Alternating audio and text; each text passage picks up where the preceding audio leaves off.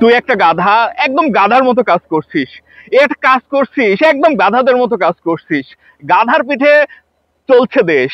মানে গাধা নিয়ে কত কথা, কত ঘটনা। এখন দেখেন আজকে কি হয়েছে, গাধা দিবসের কল্যাণে ফেসবুকে স্ক্রল করলে শুধু গাধার নানা ঘটনা, নানা বিষয়ের গল্প চলে আসতেছে।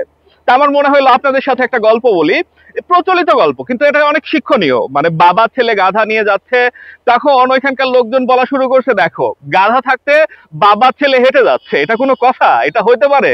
তখন করছে কি, যে বাবা বৃদ্ধ মানুষ ছেলেরে গাধার পিঠে চড়াই দিয়ে নিয়ে যাওয়া শুরু করছে। কিছুক্ষণ পরে যাওয়ার পরে ওইখানকার লোকজন আবার বলা শুরু করছে যে দেখো কি একটা অবস্থা, বৃদ্ধ বাবা হেঁটে যাচ্ছে আর ছেলে চড়ছে গাধার পিঠে, এটা কোনো কিছু হইলো?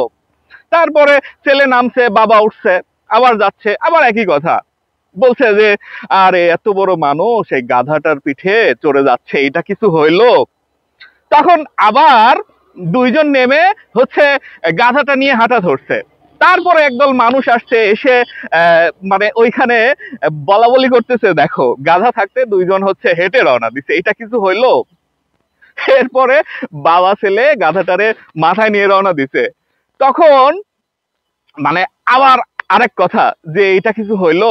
গাধা থাকতে মাথায় করে নিয়ে যাচ্ছে।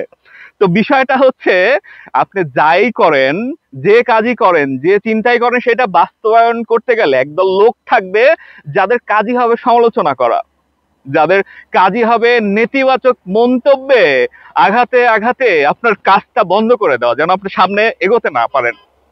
তো আমার মনে হয় যে যাই বলুক সেইটা মাথায় না নিয়ে কাজটা করে যাওয়া দরকার।